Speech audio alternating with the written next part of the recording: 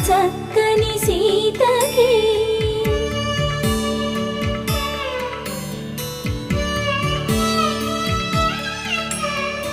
ఎర్ర జాబిలి చేయి రాముడేడని అడుగుతుంటే